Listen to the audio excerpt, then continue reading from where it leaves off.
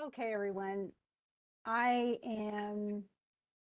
don't have anybody in the session, though I'm not too surprised. You guys are still probably recovering from spring break. But in case someone does arrive, I'm going to go ahead and put the chat in here and see if anybody shows up. So I just figured I would talk about Inferno, and we are covering sections 1 through 5 from last week, and then we are also covering sections 32 to 34. And these are actually called cantos. It's one of those weird poetic whatevers. If you're writing a big epic poem or something, usually it's not in chapters, at least not once we get to the Renaissance. They call essentially each one of these things, like this right here, is a stanza. And then this whole thing where it says Inferno 1, this is Inferno Canto 1. And so you're reading cantos 1 through 5. And then, but many of them have lots and lots and lots of stanzas. Now you'll notice in this that the stanzas are not all the same length. But I wanted to show you, because of the way I am, you know how I like to show people things. I'm just going to move this over here so I can find things. So this is the Divine Comedy. And I need to move things over so that I can find what I need. Okay, so this is in Italian. This is Inferno Canto 1. Now, no, you're not reading it in Italian. Don't freak out. It's kind of like the Old English thing. But you'll notice something. I mean, obviously, this is the original Italian. So even for Italians, I actually bought a copy of the Inferno when I was in Italy in Italian, and it's got tons and tons and tons of notes because it's still, it needs a lot of explication and things like that. But the translator for us has actually made, they've explained a lot of that actually in the translation. So it's not as difficult. In this case, though, you'll see that the stanzas are different, however, and this is really important, okay? Because what he does is this affects his structure and everything like that. Now, English cannot have the same structure as Italian, because you'll notice, even if you look at the lines of these, almost every Italian word ends in a vowel. So they are extremely easy to find rhymes for. English is not that way. And so rhymes in English are far more difficult. You'll notice, for instance, they actually rhyme the last couple of syllables in this. So we have vita, but then oscura, so that's a different rhyme. Smarita goes with vita. But then you have dura and paura, which is an approximate rhyme, with oscura.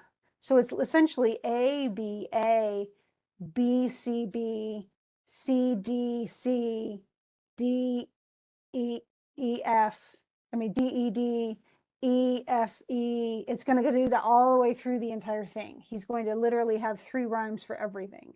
But it's easy to do in Italian. So in this, the original verse is actually in those 3-line stanzas. And there you can see it just goes on and on and on and on.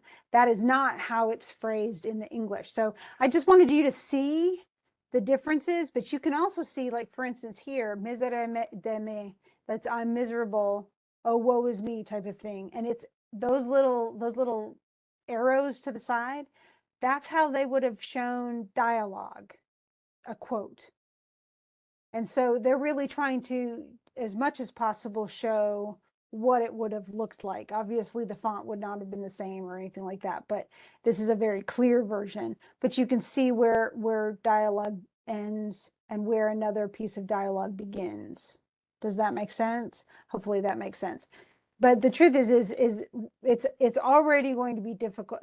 Honestly, it's easier for us now to read it in English because our translator has translated it from Italian, from its older Italian. Remember, this was written at think Shakespeare. So this was Italian many hundreds of years ago, only they've translated it into modern English, not Shakespearean English. So if you look at this, you're going to see there might be a few things like so bitter 'tis, stuff like that.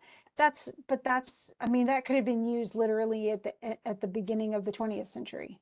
So it's not nearly as ancient as it would have been otherwise, the translation. Now, what's interesting though is what he does is he kind of sets up the whole thing. Now, we don't read the actual introduction. He wrote a letter kind of detailing why he wrote about what he did. But one thing that he sets up, and it's something we don't necessarily read, but it's in the entire Divina Commedia, the Divine Comedy. He only called it the comedy, Commedia. He did not call it a divine comedy. Other people gave him that. He was also, and this is something to remember, Dante Alighieri was, at the time he wrote these poems, these three epic poems, he was exiled by the Holy Roman Catholic Church. So those of you who are in humanities as well understand what this means. He was literally, he lived in Florence like all of the Ninja Turtles, the Michelangelo and Da Vinci and Raphael, and you know, they all lived in Florence. They were all Florence artists. He was a Florence writer, and yet he was actually kind of predates the Ninja Turtles, but he was from Florence, which is one of those hotbeds of literary, artistic, creative, architectural, you know, the arts were kind of exploding at that time, mostly funded by the Medici family. Now, Dante Alighieri, though, got on the wrong side of some church officials. He had differences with them, and I guess he was open in his criticism of them, and so he was exiled and you could be exiled for years. He literally never saw Florence again. He remained in exile on an island outside of Italy, you know, one of the islands, you know, surrounding Italy, for years and years, and he never returned to Florence. Now, he claims in this Divina Commedia that he wrote it to essentially express his Catholicism so that the church officials would allow him to return to Florence. But that's a lie, because in the very first book, in the Inferno, when we get to the 8th level of hell, he puts the current pope in hell.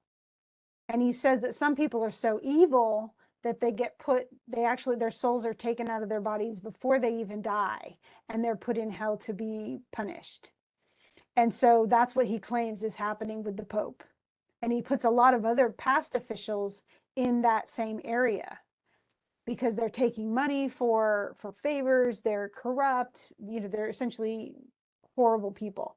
So he's not going to he didn't win any friends with this, because he wrote so many of the actual church officials at the time into this. They didn't go to heaven either. They were in hell. They were being punished for their badness. So I'm sure that didn't help him get, you know, his exile revoked. But what it did do is it actually created a series of books that people around the world found fascinating and entertaining, enlightening, emotionally important. A lot of people who were devout Catholics loved these books, especially, honestly, you know, I've read all three of them, but the Inferno I really like. My favorite is Purgatory, because in Purgatory, their problems are so different, but they're working their way to heaven. And so they have to do that by undoing the sins that they actually committed in life. And so if they envy people, for instance, and if you're in humanities, you know this already, but if they envied people, if envy was their big mortal sin, then their eyes are sewn shut. So, and they have to, the only way that they can make it up the mountain in purgatory is to use the help of other people and help them in return. So they have to learn cooperation. They have to learn that they're not the center of the universe, and they have to unlearn envy.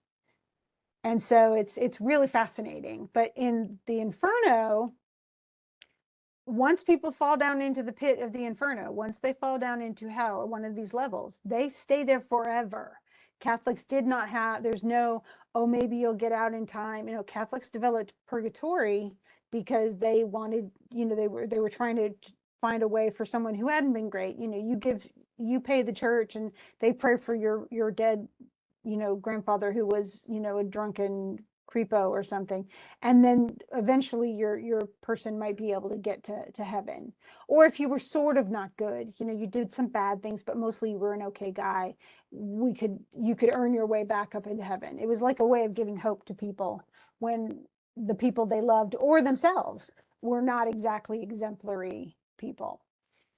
And so that's how you could kind of, even after a person's death, they could kind of move up. But in the Inferno, there's no hope. Nobody's going to pray for you. You died doing something sinful, and you're just done. But why in the world are we doing this? And this is the question. It's a really interesting plot twist, because Dante is the main character of this himself. And it all comes about because, according to this lady that he loved, who was married to someone else, and he never actually he knows that love from afar kind of thing, which was very much normal in the Renaissance. You love that lady who's unattainable. Well, he loved this woman named Beatrice, and she died. She actually got sick and died very young. And he was heartbroken by it. He wrote a bunch of poems to Beatrice, and, oh, so sad that you died and all that stuff. So he grieved for her. But then essentially, she in heaven, because she was an amazingly immaculate woman who never did a sin in her entire life, so she went straight to heaven, but then realized, looking down and back on earth, that Dante wasn't going to make it to heaven if he didn't change his ways. So this is almost like a Dickens Christmas Carol, where there's this guy who's not doing the things he's supposed to do, and someone intercedes for him, in this case Beatrice, so that he can learn to do better. He has to learn what's going to happen. So instead of having the three ghosts, of course, now Dickens came well after this. So had he read the Divine Comedy? You bet he had. There's absolutely no question to me that Charles Dickens read this. But instead of having the ghosts of past, present, and future, Dante wrote hell, purgatory, and heaven. And so there's still that divine three. So there are the one, two, three, the thirds are all going to be happening all the time. And those are going to be used mythically in all sorts of different religious texts, that everything has either a count of 3 or 9, because 9 is 3 times 3. So it's the Trinity of the Trinity. But in this case, what he's trying to do, he says he's trying to get back in the good graces of the church. More than anything else, this is a very imaginative exploration of what sin is, what sin does, and the consequences of sin. And so what we see is a fictionalized world where your sin determined essentially where you went and what your punishment would be in hell. So we're going to start at the very beginning and kind of set the whole thing up. And then the last few things we're reading of the cantos, that last selection is actually going to be when we get to the very bottom of hell and we see Satan and we see the other figures that are at the very worst level of hell and we'll figure out why. Why is their crime worse than another crime? And for them, for Dante and for Catholics in general, there was a worst. I mean, there are all these different sins, but there are sins that are worse than others. Okay. But all of them, if you got caught and you died in sin, you were stuck. And so we'll talk about a little bit of that. So, but right now, essentially what he's doing is he's halfway through his journey of our life, essentially, and he found himself in a wood. He was lost. And it uses a lot of imagery. And that's because if you get off the beaten path, if you get off of what you're doing, then it's going to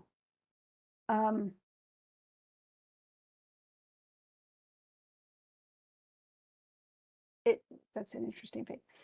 It's going to actually, that's if you stay on the path, then you're going the tried and true place. And it's this kind of imagery will be used later on. Actually, in Spencer's Fairy Queen, he uses the very first knight of that series of books is the Knight of the Red Cross, and he's the Knight of Holiness, and he follows this maid Una, or the One Faith, and they ended up, it starts to rain and they end up off the path, and that's a bad thing. You don't end up off the path. So he's straying from the tried and true path. He's the path of righteousness, if you want to think about it that way. And so he got lost, and that's what happens. You fall off the path, and then suddenly you're lost. And he says it was really like wild and rough and stubborn, and he was afraid. And he even says, so bitter was it that death is little worse. So in other words, this is almost being as bad as death, to be lost and off the path of righteousness. Okay. So he says, I don't know how I got there, but And he says, I was just sleepy, not paying attention, whatever it is. But after I'd reached the mountain's foot, essentially he looks up and he sees, and he's essentially he can't quite see, but he sees essentially the the good path. So he can see, and that's one thing too. If you get into the woods where it's dark, the sunlight, which is it's synonymous with the sun, okay, like the Son of God, the sunlight will lead you. But if you get too far down out in the woods, it's too dark and you can't see. But he sees when he looks up towards the mountain that there's a path. He's like, okay, I'm feeling a little bit better, and so he's thinking, okay, well, I'll just get where I need to be. Like I need to get, and essentially he says, I turned back to look again upon the past, which never permitted anyone to live. So now he's looking back at where he came from, and he's like, crud, I've been in a bad place. And so essentially what he says is he goes, I'm going to climb the mountain. So he's going to actually go up the lone slope after he took some rest. And then lo, not far from where the ascent began, a leopard was covered with a spotted hide, and it came over to him and stopped his progress. He couldn't go up. And she kept kind of like almost attacking him. And so he had to retreat, and he'd just have to go back down the mountain. And so then the sun, by then it actually was full day. And he says, okay, well, it's sunnier now, I'm going to be okay. And therefore I had cause for hoping well of that wild beast with the gaily mottled skin. So he thinks, okay, well, it's not going to keep attacking. But then a lion attacks him, and he has raging hunger. So he's coming to eat him. And then a she-wolf attacks him. Now, this is actually, in some ways, a suggestion. Each one represents a slightly different thing, and yet all three of them are suggesting that nature itself is holy. The natural world follows the laws of God, even when people don't. And so he's fighting his fight. When he sins, he's sinning against God, but he's also sinning against nature, his own nature, human nature, and the natural order of things. And the final one, the she-wolf, was okay. The first one was just getting in his way. The second one wanted to eat him. So this also suggests like one of the cardinal sins, which is gluttony or avarice. I mean, yeah, it's also greed. But then she says, the she-wolf had every lust was seen in her leanness laden, and had caused many ere now to lead unhappy lives. This suggests more of another sin, which is actual lust, this temptation. Besides, she's a she-wolf, she's not a he-wolf. So, then why that would be something going on, who knows? But he's freaked out. So he's like, no, I lost the hope I had of winning to the top. Okay. And one thing he does do, he says this he does a lot of metaphors, and that makes it a little more difficult to understand. He goes, and such as he is, who is glad to gain, and who, when times arrive that make him lose, weeps and is saddened in his every thought. Essentially, I wept too. So just like somebody who thought they were going to win and then they lost and they start crying, well, that's me. I thought I was going to win and I lost, but now I'm back to the place where the sun is silent. So I have to end up back in the shade. I can't get out of the darkness by myself, is what he's saying. I can't just climb the mountain. Okay. And while toward the lowland I was falling fast, he sees someone. When him in the vast wilderness I saw, I cried to him for help. Have pity on me.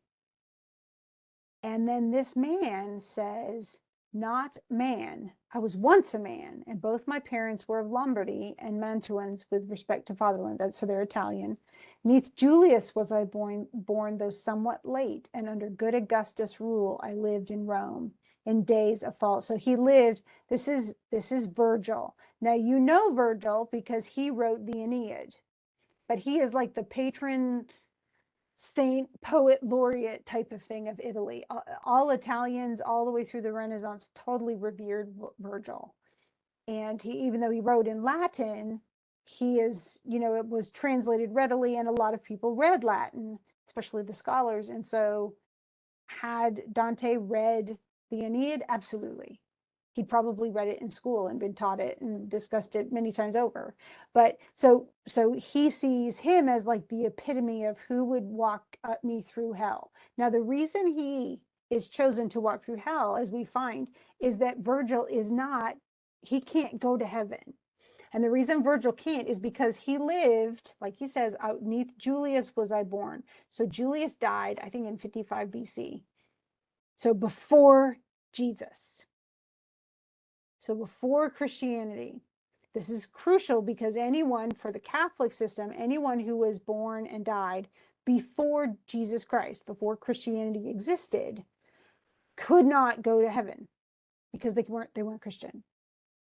And so any of the old scholars from, whether we're talking about Seneca or the old playwrights or Sophocles or Socrates or Plato or Aristotle, none of those people could go to heaven. Well, actually, Aristotle could, except he wasn't Christian, so then he couldn't. But nobody who lived before the time of Christ could go to heaven on their own.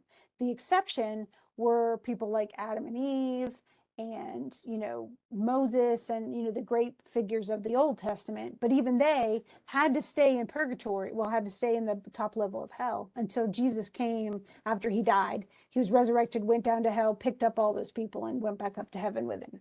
But if he didn't pick you up, then you were stuck there forever. And that's the case for Virgil here. And we'll cover more. If I have to go over a little bit tomorrow night, I can do that. And I'll just make sure this all gets recorded. So here's Virgil, and he has been sent. He says, I was a poet, and of that just man and Chaise's son I sang. He's talking about the Aeneid. And Chaise's son Aeneas, who came from Troy after proud Ilion had been consumed. That's just another, remember the Iliad? So Ilion is just another word for Troy. And then he says, but thou to such sore trouble, why return? Like, why do you keep trying to climb the mountain of delight? Like, what are you doing? And Dante doesn't answer his question. He goes, are you Virgil? Like, I totally recognize you because I read the Aeneid, like he's a super fan. And he calls him, oh, light and glory of the other poets. Like, you're so awesome. And he learned it. I learned your book. So I loved it so much, I memorized whole bunches of it. You're my teacher and authority. And that's really why he picks him. So Virgil, Beatrice is from heaven, right? So she's not going to come down into hell and escort Dante around. So she sends she sends a messenger. She asks God for help, and then God sends a messenger down, and he says, Virgil, I want you to tour this guy through hell. And then Virgil will actually take him up into purgatory, and then at that point Beatrice will take over, and she'll guide him through purgatory, well, the rest of purgatory, and then through paradise in the third book. But she can be the host for that. She cannot, she's too pristine and pure. She cannot be down in hell. That's bad. That's not where women belong, and certainly sinless women like her. Okay, so instead she asks Virgil to do it. And so Virgil's here. And it's funny because Dante already accepts him as an authority. And he's just so, but then he says, you're so amazing, but look, there's this monster after me. And this she-wolf. And he says, no, you can't go that way. A different course must thou pursue. If from the wilderness you would escape, you can't go just up the mountain. You don't deserve to. And she's never going to let you through. She'll kill you if you try. She never sates her greedy lust, and after food is hungrier than before. And many are the animals with which she mates, so she's unnatural. She's just a little creepy. And so essentially all of these, if you keep trying to go up there, you're just going to get eaten.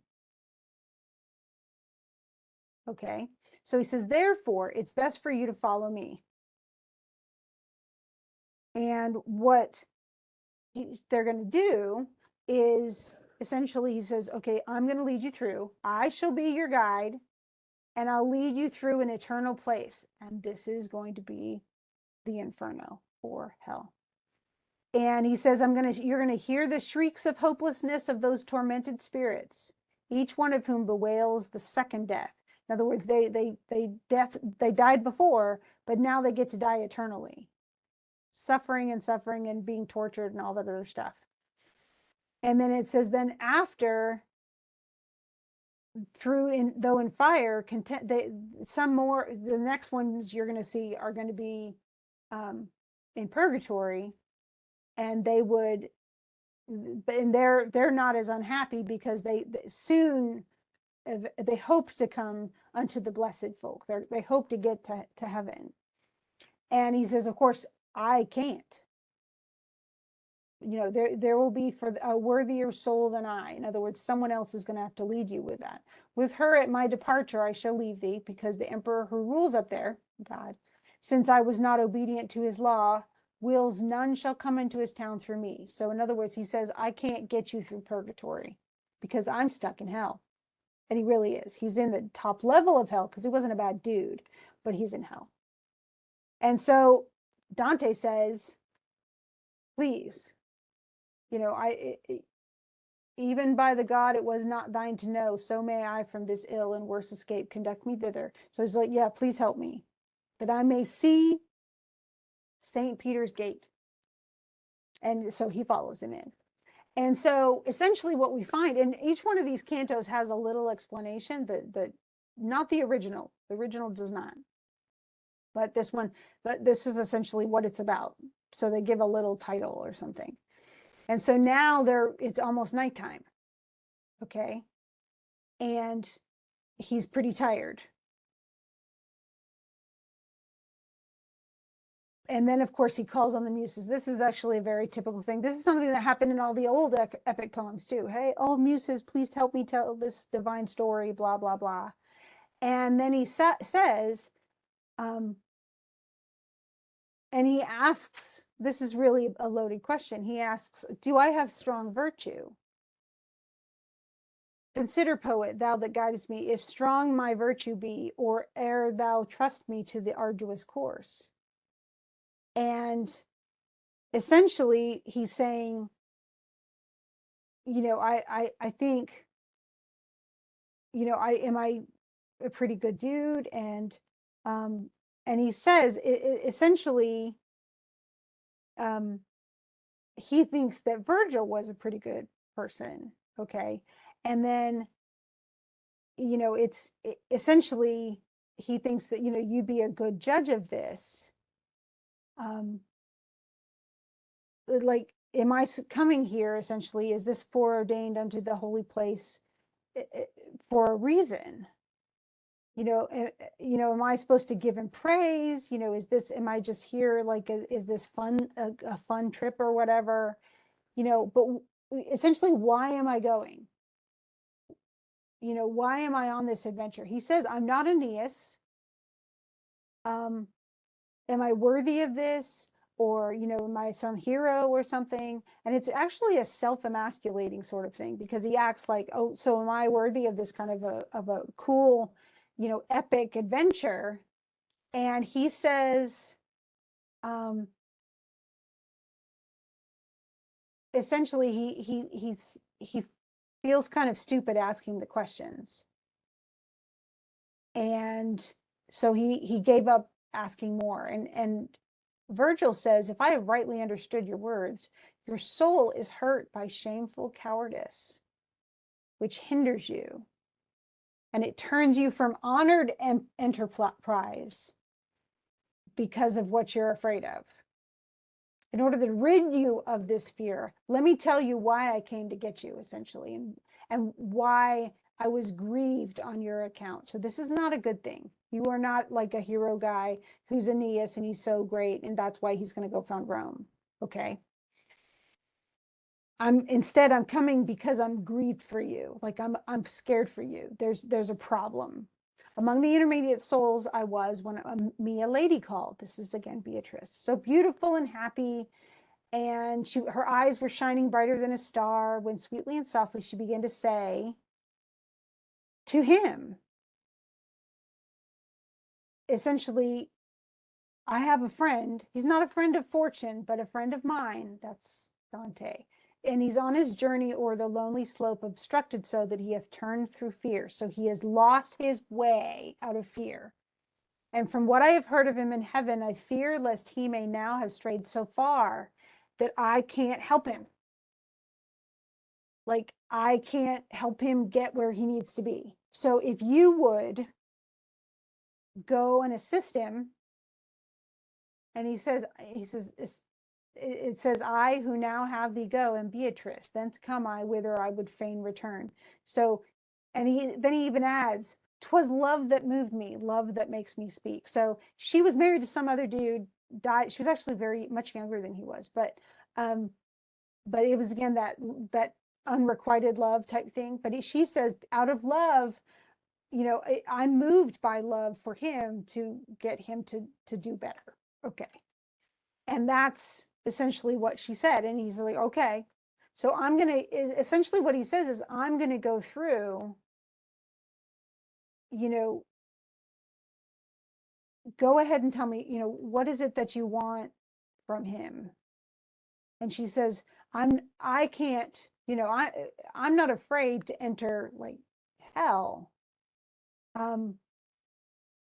Because that doesn't have any power to do me injury. But he says, essentially, she's aligned with God. She's in heaven. She was such a great lady. So, that's essentially what she's saying she's not going to be there. She goes, but I need you. And I need you to help him through that part so that I can lead him through the rest of it. Okay. And essentially what everybody in heaven is saying, oh, well, let's see if we can't get him where he needs to be. So even this woman, she's sitting with Rachel, who is the wife of Israel, one of his 4 wives. But she was the one that he loved the most. But she says, true praise of God, dost thou not succor him who loved thee so? In other words, Rachel told Beatrice, you really need to help him because he did love you all that time. Remember, he wrote you poems and stuff like that. Dost thou not hear the anguish of his cry? Don't you see what a mess he's in?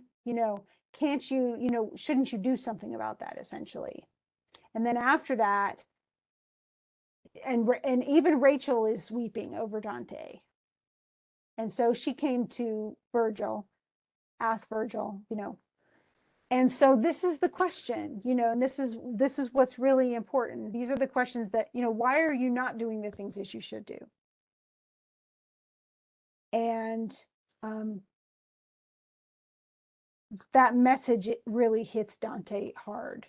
Why dost thou hold back? Why dost thou lodge such baseness in thy heart? And wherefore free and daring art thou not, since these so blessed ladies care for thee? Like, why are you not doing the things you should do when you are loved and you are cared for by people in heaven? And he says, like the little flowers in the chill of night bowed down and closed, I do the same thing. But again, the flowers, when brightened by the sun, S-O-N, as well, stand all erect and open. So when they're cold, they bend down. And then when they're warmed again by the sun, they stand back up. He says, just like me, with my wearied strength did I. And so at first, he was really sad. And then he popped back up. So essentially, Beatrice gave him hope that he would not always be lost. And so that's what's important, is that, and he says, he goes, I'm pitiful and I don't deserve this, but thank you so much for doing what she's asked.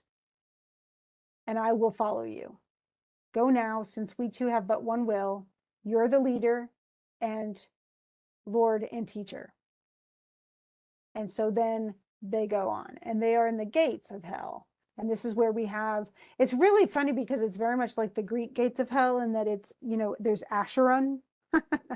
And he was the the guy who, got on the boat and would, you got on his boat, you paid him a coin, and then he'd ferry you across the river Styx. That was in Hades, in the actual underworld of the Greek mythology. And yet, even to this day, a lot of people, when they are buried, it's just tradition, they put coins in it used to be that they'd put them on their eyes, like cover 2 coins, one for each eye. And that was to pay the boatman, Acheron, so that he could take him across the river Styx and take him into heaven. Otherwise, they'd have to wander around and stuff, and that's not good. But that's a very old Greek tradition. It's just been kind of adopted. The fact that Dante is using it for a Catholic book is really fascinating.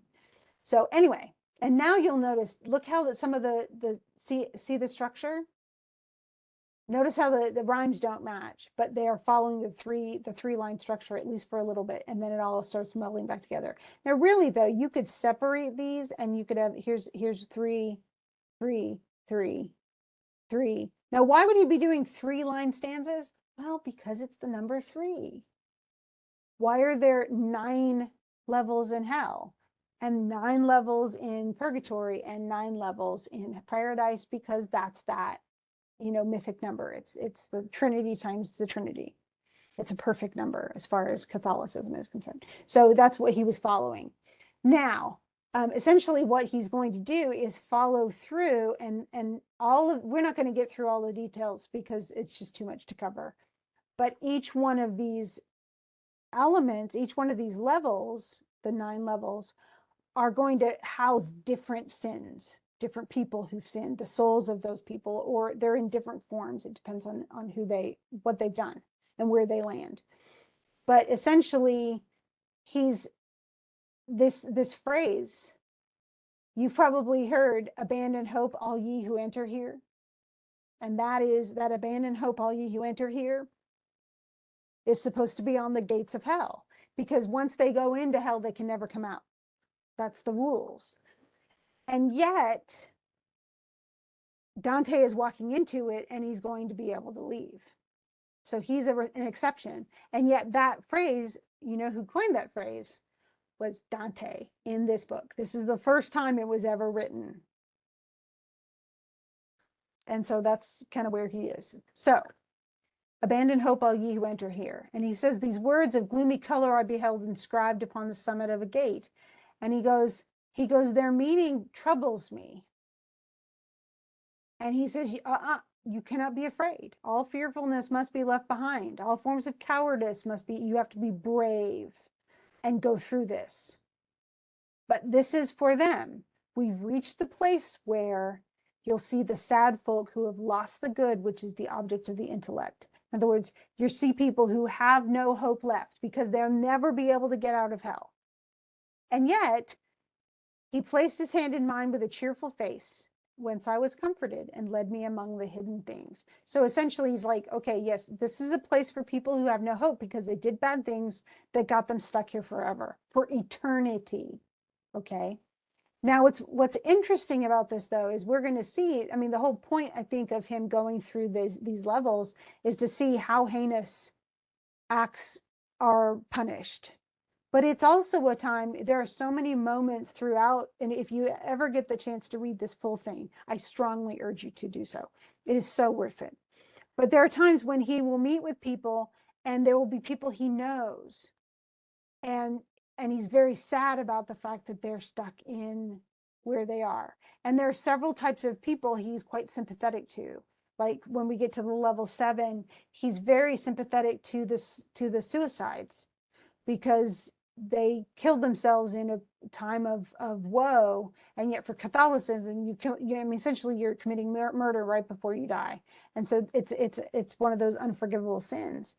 And so these people are stuck, but there's no way out, and yet they were so unhappy, and it made them commit suicide. It's just sad. So his sympathy for a lot of these people is really interesting. And yet there are other times when he's very unsympathetic. And when we get to the really, like the heresy parts, where the Pope is in it, getting his feet burned or whatever, all those people he's very unsympathetic to. And when we get to the very bottom, where we get to Lucifer and all these other bad people. He's very unsympathetic to them as well. And so, but he says, he goes, you hear all sorts of languages, you hear all sorts of people crying out. That's what hits him first, is all the sound. Who are lamenting, essentially. And it creates such a din. Can you imagine? I mean, people just moaning and sighing and crying out and things like that. And he said, and of course, that freaks him out.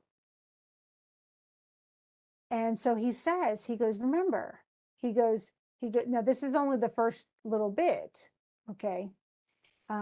He says, what is this I hear? What folk is this that seems so overwhelmed with woe? And he says, these are the miserable spirits who lead, this is where they go, if they didn't have lived with neither infamy nor praise. So they weren't horrible, but commingled are they with that worthless choir of angels who did not rebel, nor yet were true to God, but sided with themselves. The heavens, in order not to be less fair, expelled them. So they weren't bad, but they didn't serve God. But hell doesn't receive them. So it's almost like the anteroom before we get into hell, because they weren't really bad. So they didn't deserve to totally be in hell, and yet they don't make it into heaven. And he says, essentially, they have no hope of death. Like, their sorrow will never end. And so low down is this unseeing life of theirs that envious they are of like, they'd rather have it one way or the other. They'd rather be in hell or in heaven. They don't want to be in this kind of like middle nothingness. And so but they'll never be able to enter either of the worlds. And so, and essentially there's this whole group of people, and it's a huge group. So the truth is a lot of these are people who've turned their back on God, but also who were God's enemies. And these wretched souls who never, these are not people who lived. They are people who were part of the heavenly groups, and they didn't serve God. And so they, just like Satan and all of his fallen angels who fell down into the pit of hell, they didn't get there, but they can't ever go to heaven again. And so it's, but they're miserable. The latter streaked their faces with their blood, which after it had mingled with their tears was at their feet, sucked up by loathsome worms. It's really, I mean, vile. But essentially he goes through and he says, and he's going to say this every single time, who are these people? And why do they want to cross over? And he says, these things will be made clear to thee as soon as on the dismal strand of Acheron we shall have stayed our steps. So essentially, all these people are waiting to cross into hell. And here comes Acheron himself, an aged man all white with ancient hair, who shouted, woe to you, ye souls depraved, give up all hope. Now the truth is remember, these are people who can't cross over. They can't get into the boat and travel across. And then he says, and thou that yonder art a living soul, withdraw thee from these fellows that are dead. But when he saw that I didn't withdraw, he said, by other roads and other ferries shalt thou attain a shore to pass across. A lighter boat must carry you. In other words, you're too heavy, because the soul doesn't weigh as much as the body. And Virgil says, Charon, be not vexed. Thus it is yonder willed, where there is power to do whatever is willed. So ask no more. In other words, I don't care if you want to carry him across. God's in charge, and you get to carry him across. And it says, round about his eyes he had wheels of flame. And essentially, the people on the shore are all mad at him, and they're swearing against God. They're cursing their own parents. They're cursing their own life. They're cursing everything, but they can't cross. And then Charon is a demon. Because again, remember, he was part of the old order, not the Christianity order. So, but essentially he has no choice, and he, he doesn't get to pick. He doesn't want to take Dante, but he has no choice, so he gets to go. And so all these other people, though, remember, they don't. Charon won't take them because, again, they can't pay their way across. And in Greek mythology, what would happen is they'd have to take another road. There's actually another path that just takes forever to get to. It could take them years, and their spirits could wander and all sorts of other things.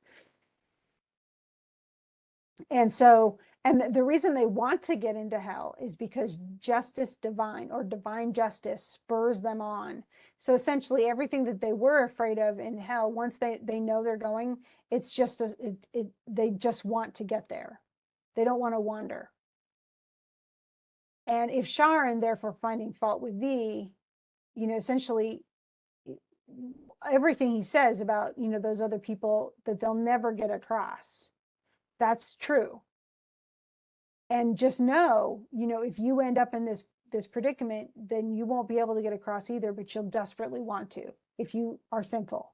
And that's, each one of these things is really an attempt to make it so that we in some ways can envision, okay, where would we end up if our sins were to really be heaped upon our head and we were to go to hell, where would we be?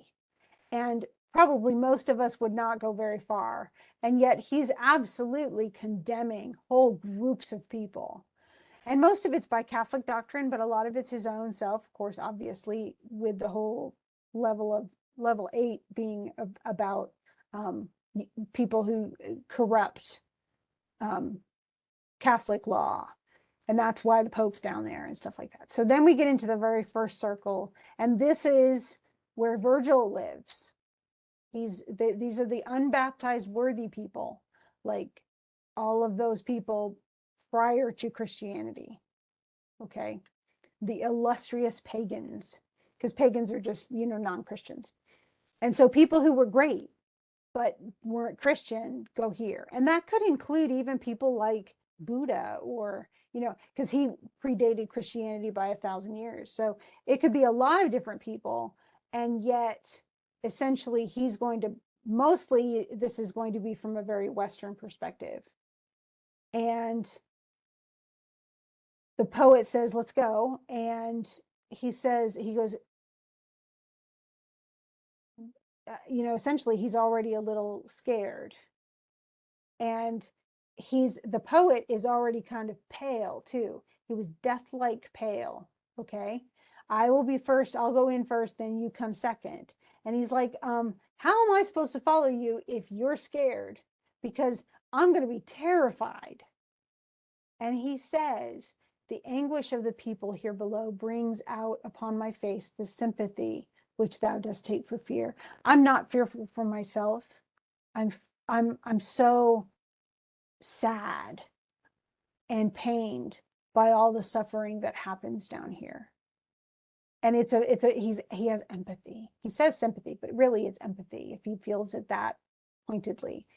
And so he goes, we have a long way to go, but don't mistake this for fear. I'm sad. And the truth is, on this first level, there's some sighs, but there's no, moaning and groaning. It's just that it's never going to change, is what the problem is. It's not that these people are suffering. They're not being punished. And he says that these people weren't sinners because they weren't Baptist Christian. Now, the truth is, for Catholicism, a lot of people, they don't get, in Protestant churches, they get baptized, when they're like, at least 8 or 9 years old or something. But for Catholics, babies with infants within a day or two of their being born needed to be baptized Catholic. If they died before baptism was actually, before it happened, they would automatically go to hell. And so infants would be down in this area right here because they were never baptized Christian. And because they weren't, that had to happen so Catholics did not wait to do, to make some sort of ceremony and have a person be baptized. No, it happened. They were christened super early. And that was one of the things that when Protestantism started, they kind of reorganized a lot of that. Said, hey, you'll go to heaven before then, but as an adult, or at least somebody who's older and knows what they're doing, that's when you should be baptized. And that's when really the sins start being heaped on you. When you do something bad, it starts, counting against you. But for the Catholics, it didn't, it made no difference. If a baby was stillborn, they would go to hell. So, because they were not baptized. So essentially, he goes, most of this is these people were not baptized, but they also lived before Christianity. So there's no, they never worshiped God, but they didn't know anything about Christianity because it didn't exist. Which, a lot of people today go, that's not fair. And yet that's what Catholics at this time absolutely believe. Honestly, that's what a lot of Christians believe today. So that's just kind of what happens.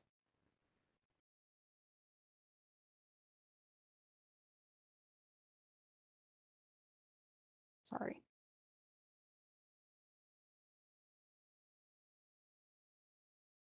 And so, that's unfortunately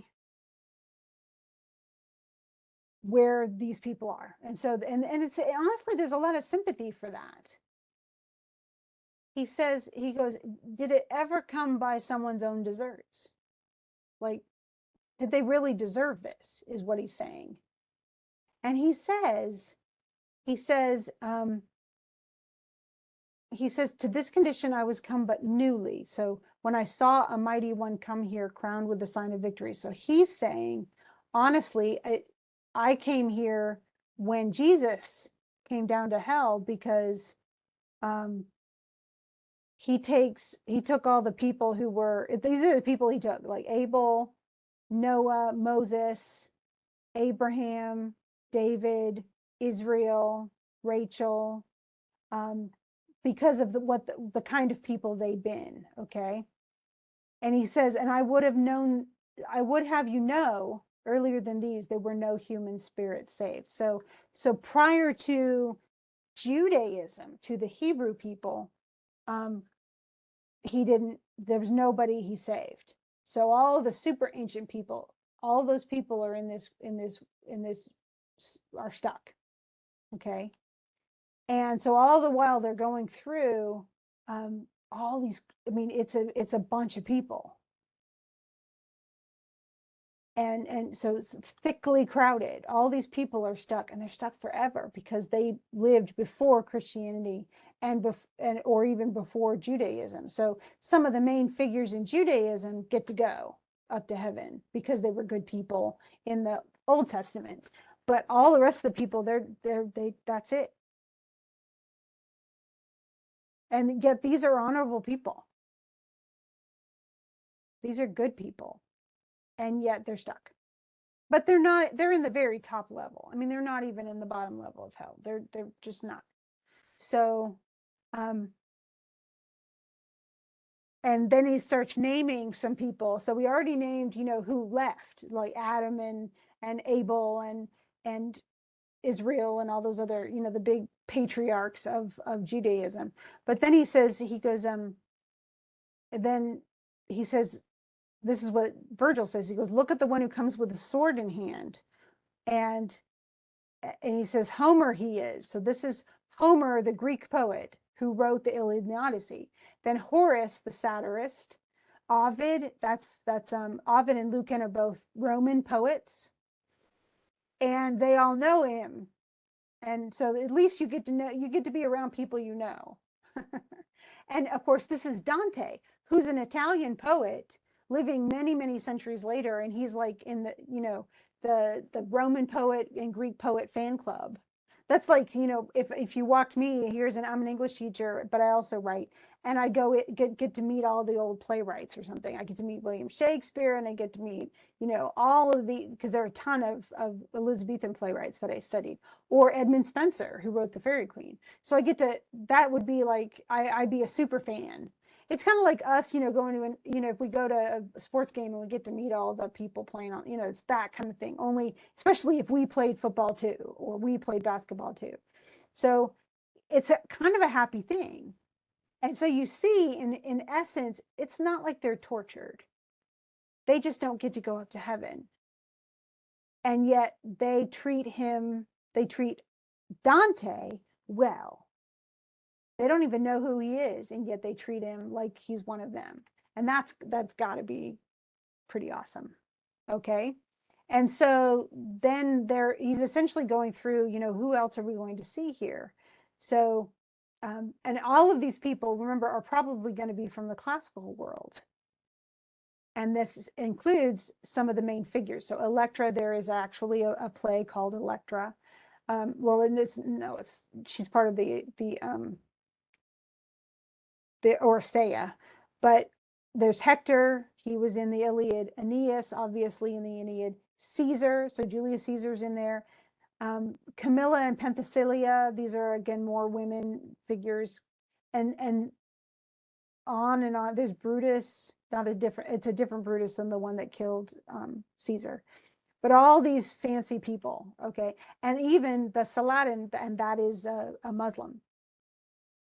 So these are just people who just weren't Christian, and yet they're philosophers, they're smart, they're educated, and this includes all these other people, And there's Orpheus. He's the guy who sang in Greek mythology. He's the one whose music was so amazing, even the rocks would dance.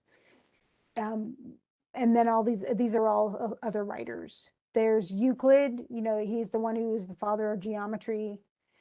Hippocrates, he's the one who had the Hippocratic Oath, above all do no harm. So all these ancient scholars, writers, speakers, all that stuff. And he says, I can't speak all of them in full because it's just too long. There's just too many of them. And, but he gets to go and hang out with the big dudes from the past. And that's pretty cool, actually. Now we're going to stop at 5. We'll do Inferno 5. And then we'll skip to the end and do the last part. This is when we get into the real sins. And this is probably the least venal. This is the least horrible of the sins. And yet we'll get to that next time since we're a little over time. If you have questions, though, as you go through, and once I tape the other one tomorrow, I'll go ahead and post them. And if you have questions as we're going through, we still have a lot to do. So hopefully everything will get answered as it needs to be. I hope that helps, but do let me know if you have questions, and we'll just leave it here and we'll start at Inferno 5 next time.